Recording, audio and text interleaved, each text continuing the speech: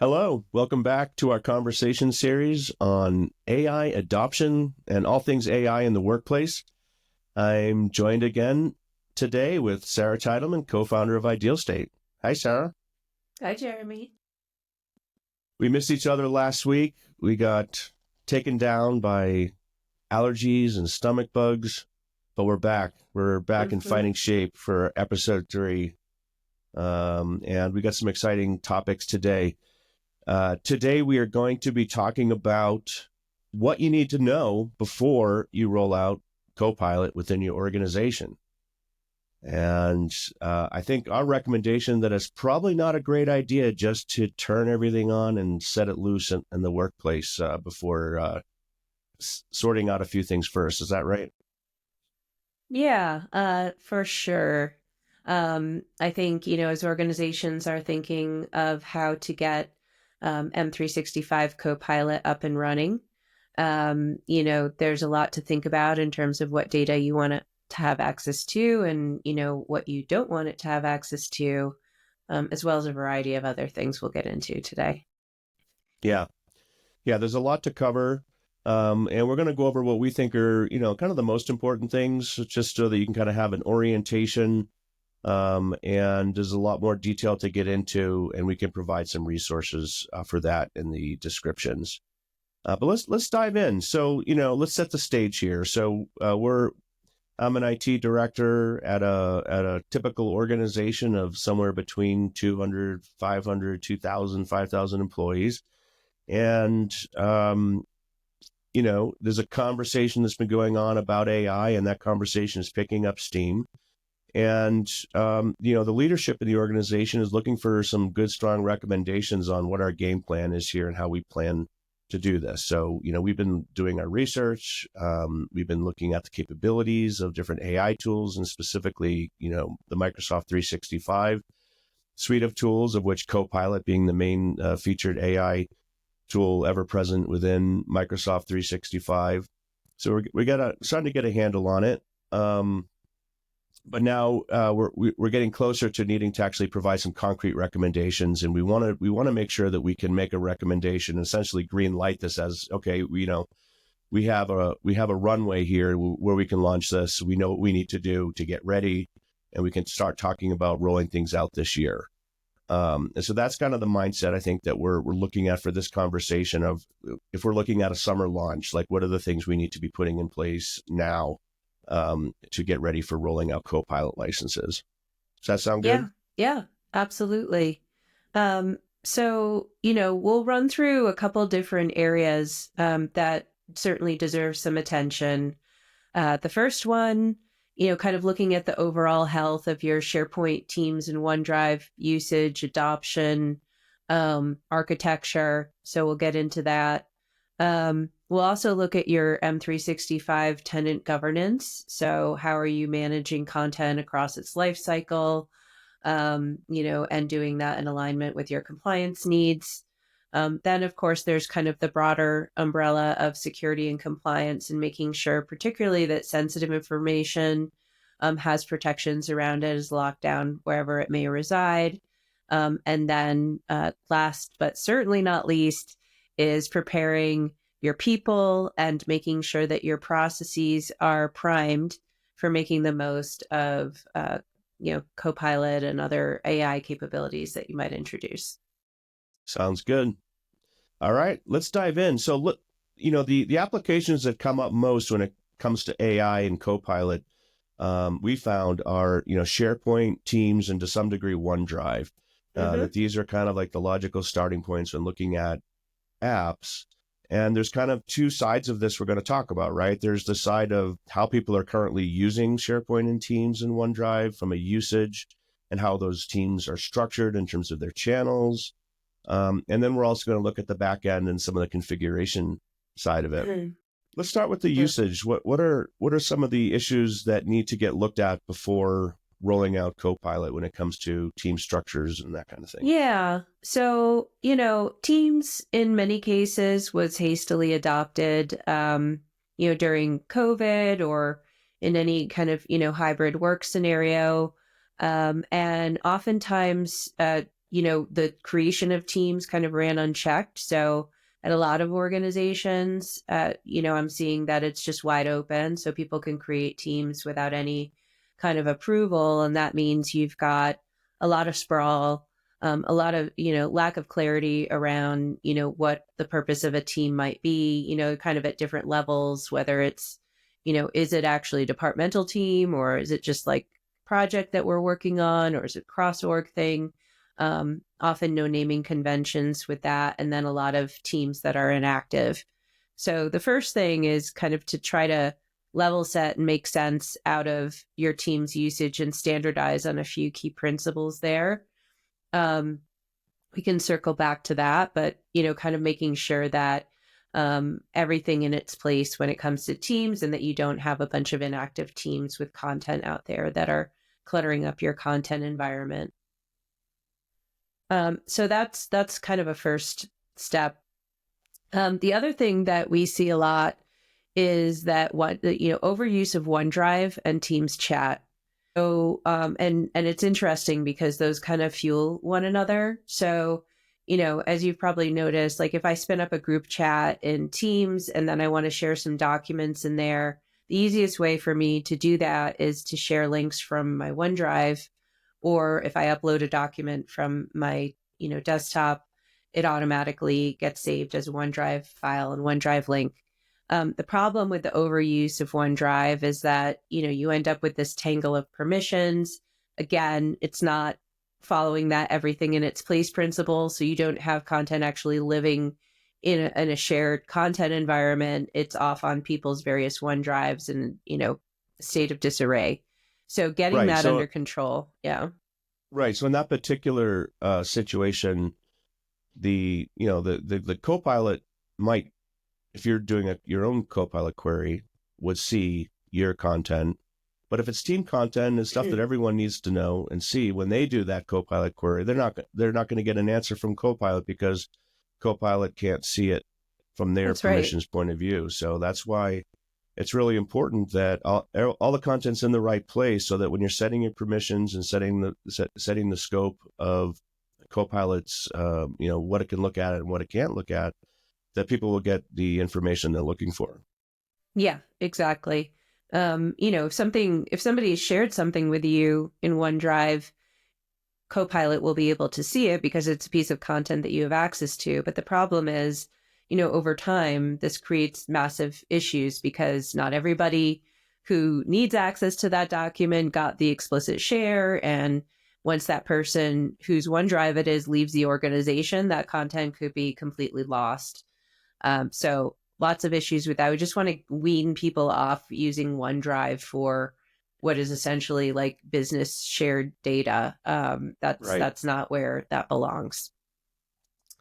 So those are a couple of things. And then, of course, depending on how long an organization has been using SharePoint, there is likely tons of sprawl just on the SharePoint tenant. Outside of Teams associated team sites, there's probably a bunch of other SharePoint sites, communication sites, even classic sites that are sitting there with loads of content that may or may not be important to the organization. And so that all needs to be dealt with too.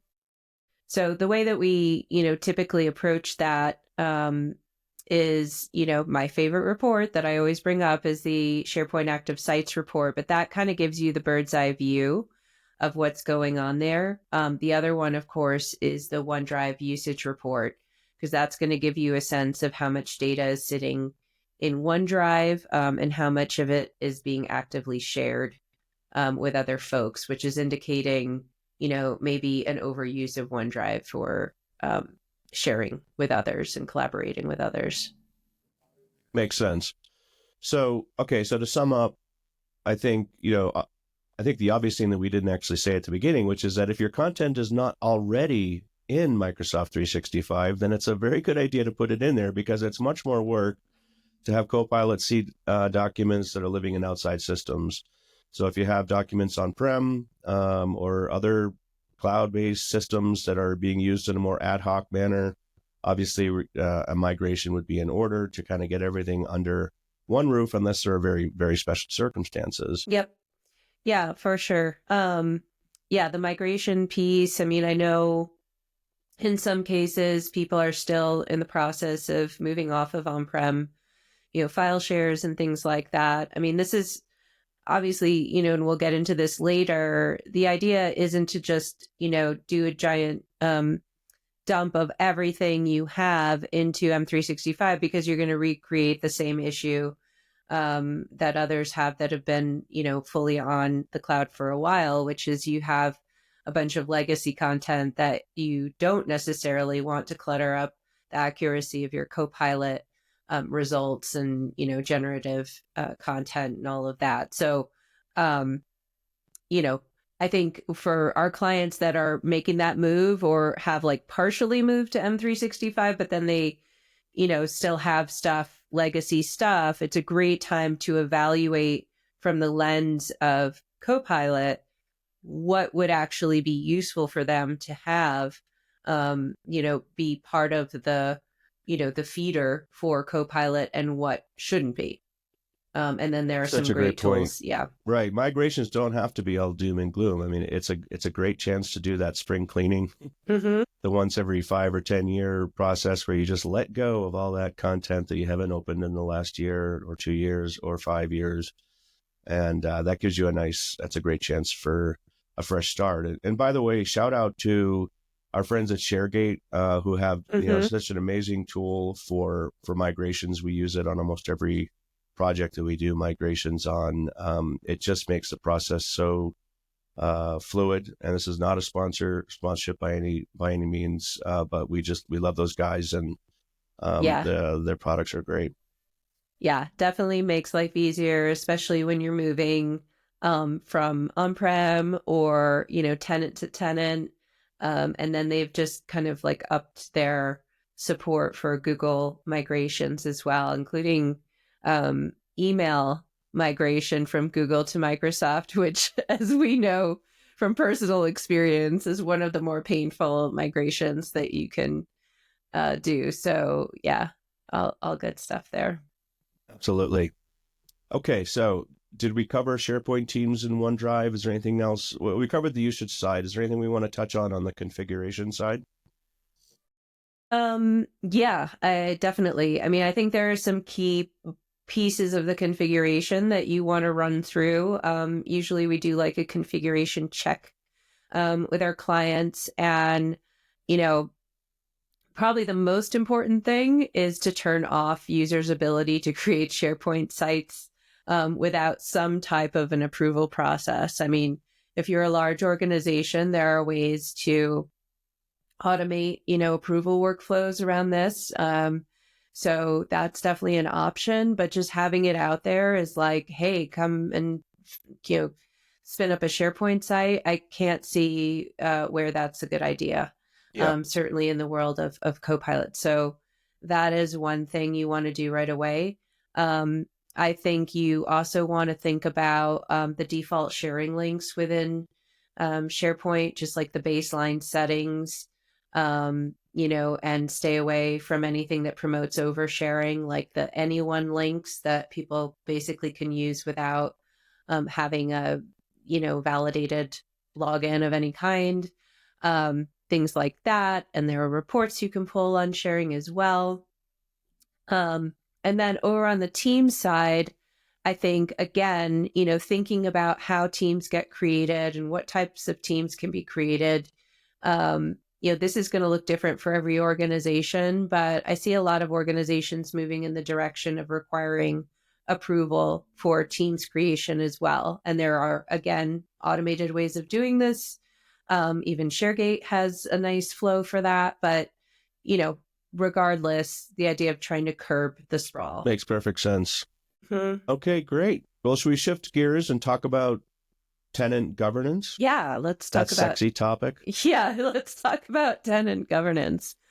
So basically what we're talking about here, is a lot about the life cycle of content when, once it's in your M365 environment. So, what happens to a piece of content at different stages?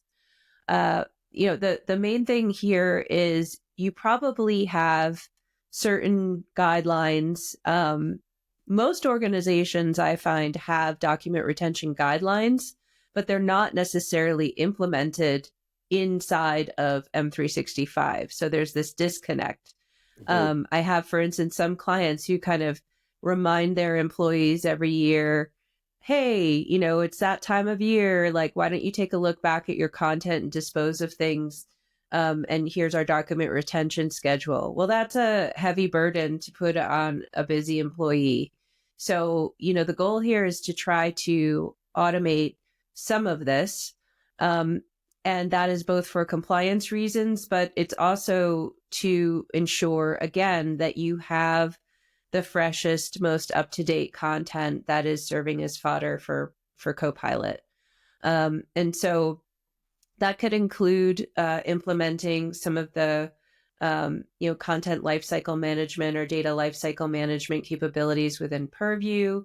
You can set kind of baseline retention for emails, Teams chats, team discussions, documents, all that. And then you can get a little more specific depending on what it is. Okay, so content lifecycle management is something that's a good idea from a lot of different perspectives, right? Legal and compliance, obviously. How does this tie into AI specifically? Yeah. So again, this is just making sure that Copilot isn't harvesting data that is no longer relevant. And so, you don't want a bunch of aging content sitting out in the open, so to speak, from the point of view of Copilot, and not having any means of routine disposal or at least archiving, depending on what it is. Otherwise, you're going to be, the accuracy of your Copilot results is going to be massively, downgraded from what it could be. Yeah.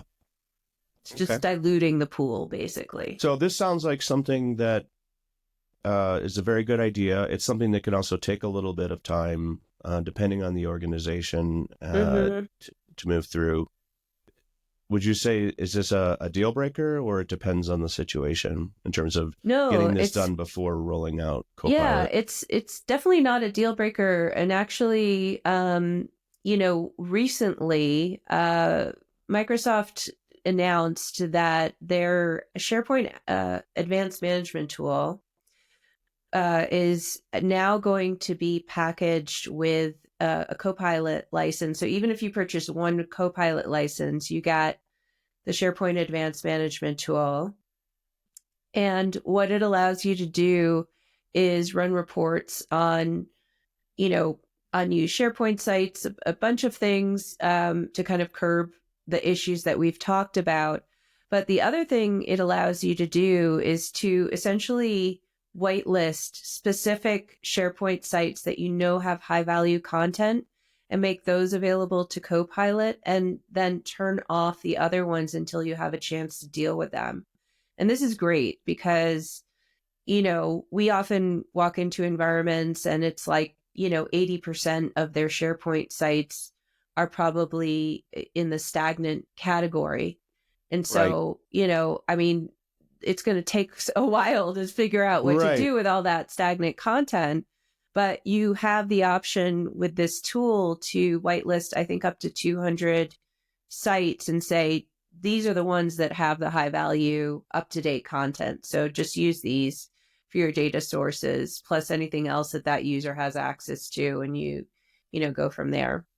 Right. Because I think for a lot of people, it can be quite a daunting task to look at everything they have to work through. Yeah. If they were to essentially open Copilot up to everything it should be able to see, this tool, the SharePoint Advanced Management tool, opens up another approach, or perhaps a hybrid approach, which is instead of trying to get everything in your organization, all your data, all your content clean and ready for AI, you can say nothing's ready for AI except for the sites and places and content that I designate as ready for AI. And so you can kind of have a meet in the middle approach, and allows you to get started and start rolling out these tools to people sooner than otherwise, and it makes it a little less daunting, which is great. Yeah, no, I think it's really helpful. I was excited to hear that that's coming. and it should be any day now. It will drop. If you have a Copilot license, you should start seeing those tools show up for you in the SharePoint admin console. But it's definitely for quick start. I mean, it's not a long-term solution, and Microsoft is very specific to say that it's not, but it's definitely a way to quick start and just get things up and running while you do the heavy lifting around cleanup. Makes sense. Okay, let's move on to security and compliance. Also a very sexy subject. We love it. I mean, this is the most important piece of really, getting Copilot out there. And it's the main reason why people are hesitating to get Copilot out there. So it definitely needs to be addressed.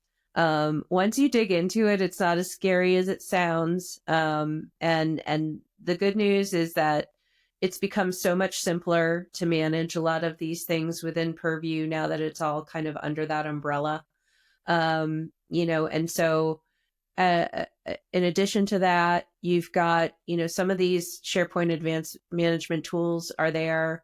There are other great products out there. ShareGate has a product called Protect, which is specifically for this. It's very reasonably priced and kind of takes care of a lot of the monitoring piece as well.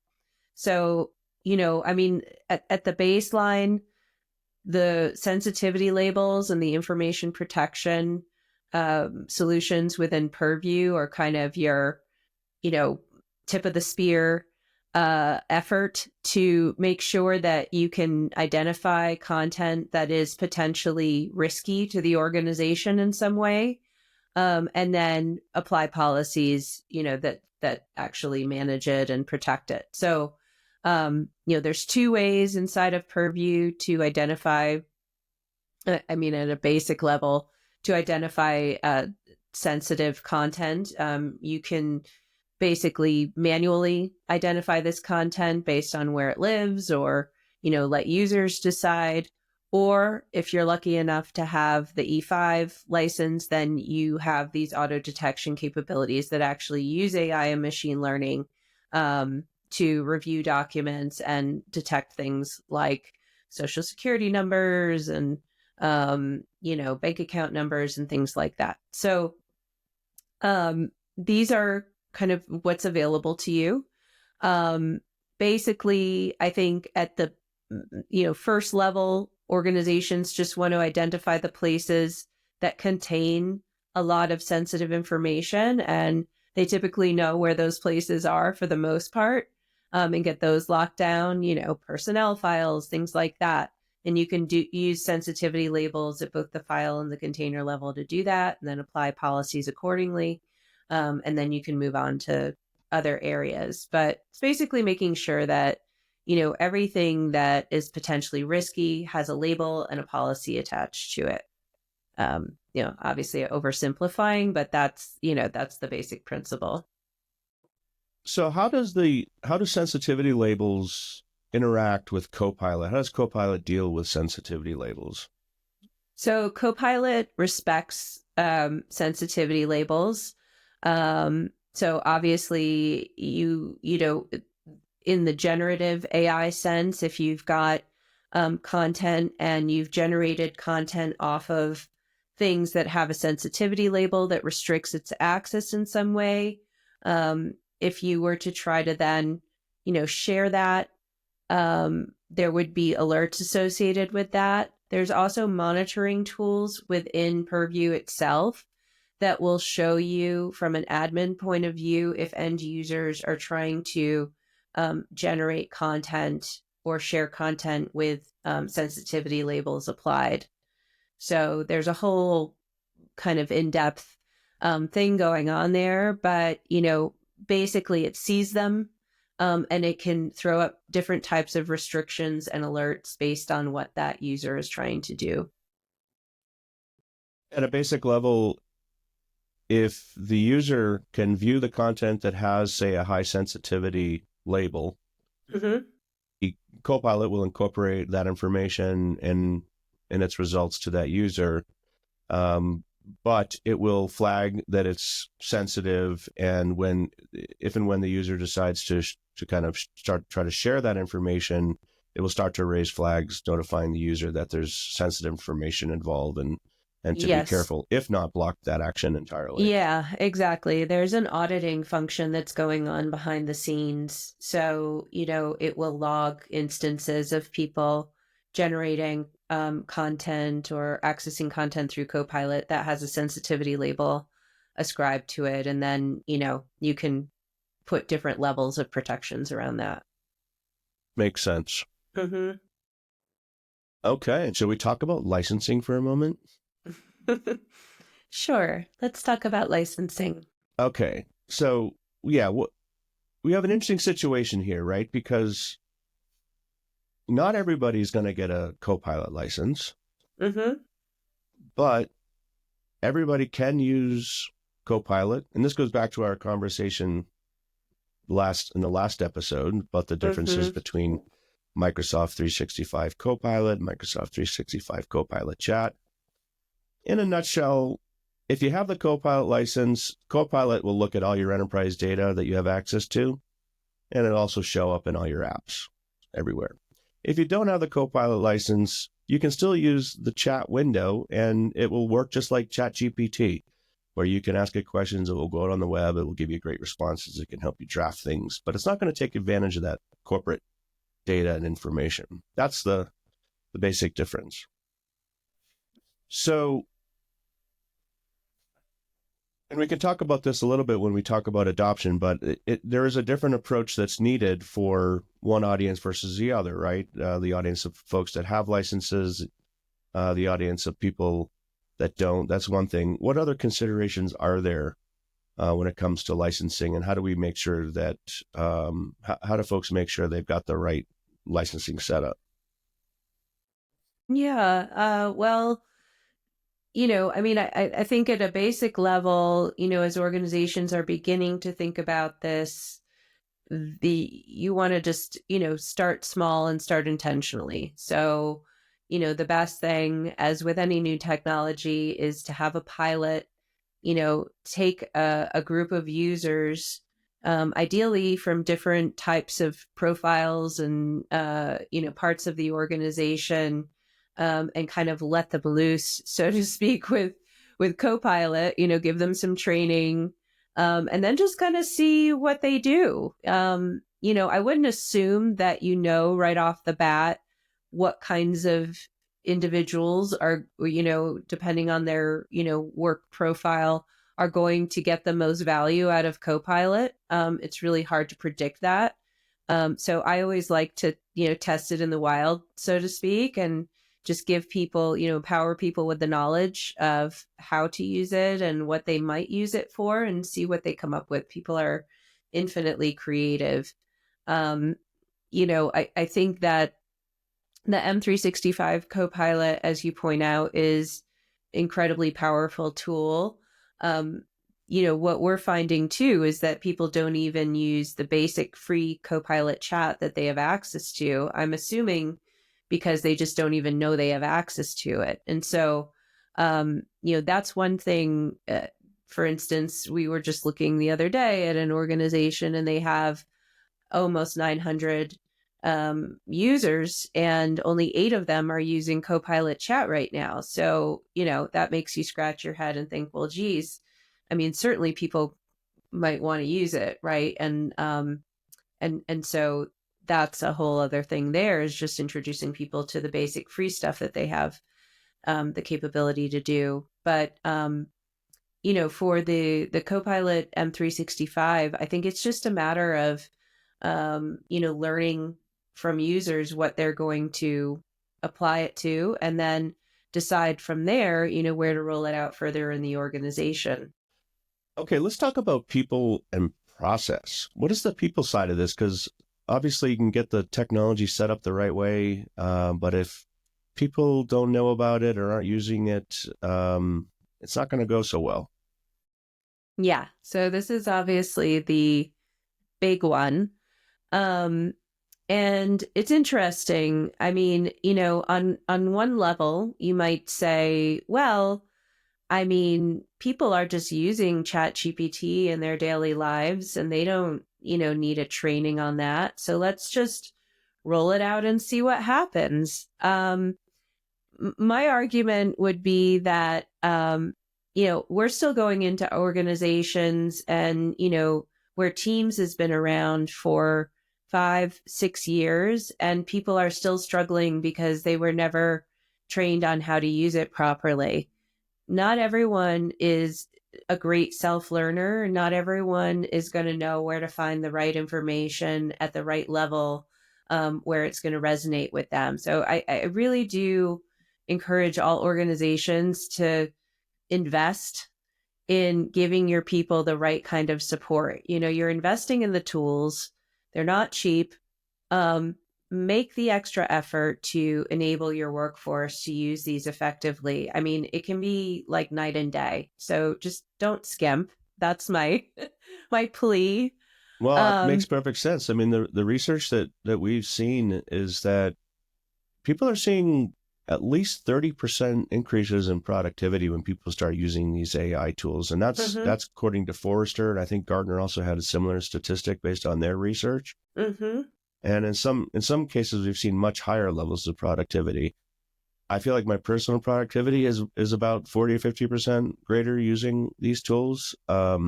So, I when would you think about validate that.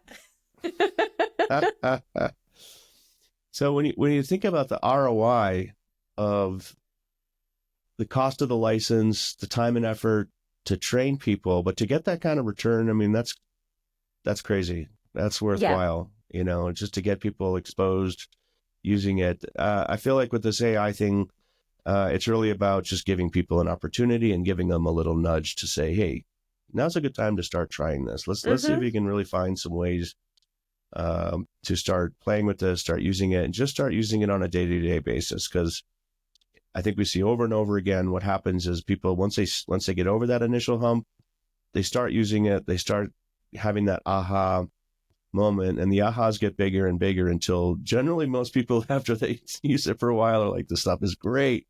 I Yeah. can't imagine using it, not using it. In fact, this morning, one of the AI tools I use went down, and it's a terrifying feeling. Like, what am I going to do? I have Yeah. to actually Yeah. think. I have to actually write a document myself. How's this going to work? No, but you know what I mean. It's a Yeah. big deal. No, definitely. I think a couple important things you said there. It's all about how you start, right? So when you bring in, and I'm not suggesting that this is like the old days of where people have to sit in classrooms for a week at a time, just kind of getting inundated with, information. This is not some like old fashioned, ERP system with multiple, data screens, blah, blah, blah. But there are, very particular things that are not intuitive. You know, for instance, like the art of the prompt, right? If you are using these generative AI tools and people who have had some experience with ChatGPT, even as casual users, I mean, there are like levels and levels and levels of prompts, right? And so understanding how that works and how that works specifically in your data environment, that's really important. Some of the other things are, the Copilot tools inside of M365 are contextual. So even though it says Copilot, if you're in, PowerPoint or you're in Word or you're in Excel, the Copilot can do different things and responds to different types of prompts. And so you need to have a chance to experience that firsthand. And so it's not just the training, although that's part of it, because that's like where the confidence building and just like the step one comes in, but it's also about having some time and space to experiment because most people are busy. They can't just like sit there and fool around with this stuff all day. So creating workshops and spaces where people can have fun and explore what the capabilities are in an environment where there's somebody, an instructor that's also there to help guide them, and then they're learning, what their colleagues are figuring out in real time. That's what I'm talking about when I'm talking about training. And I think with that initial step, that's where the kind of exponential, usefulness starts to come in. Because once you get over that hump, I think, yeah, it becomes a lot more intuitive, but it is just that initial discovery phase that can be very awkward. Yeah, so I think this points to, the cross-departmental, kind of cross-functional nature of this activity, right? Mm-hmm. So if you're an IT director, it's a really good idea to partner with other folks in the organization to make sure you're getting that kind of coverage. Or if you're in HR or wherever you live in the organization, make sure you got the right people working together, rolling this out, so that all your T's are crossed and I's are dotted. It can really make the difference between a very successful rollout and a very lackluster rollout. Yeah, I mean, if you're introducing these tools, I mean, I'm not exaggerating. Like, this is probably the most exciting thing that has happened to enterprise tech ever. Okay. So Even more than client server technology? yeah, exactly. It's like, this is the first thing that users have good reason to be genuinely excited about, because it's actually serving them as much as it's serving the business. Like, it's fun to use. It's going to save them time. It's going to make work, the quality of their work products better. Like, it's a win-win-win, right? It's so empowering. It's so empowering, and it's the first time you haven't had to be a tech expert to really interact with very high level tech capabilities, right? And wield them in a really strategic and effective way. And so with all that said, IT and whoever else is thinking about, rolling out these tools, like, this is a fun and exciting moment in the organization to do something that really unleashes this power. Once you get through all the things we've been talking about, making sure your data estate is secure, and, you've kind of done all the hard work.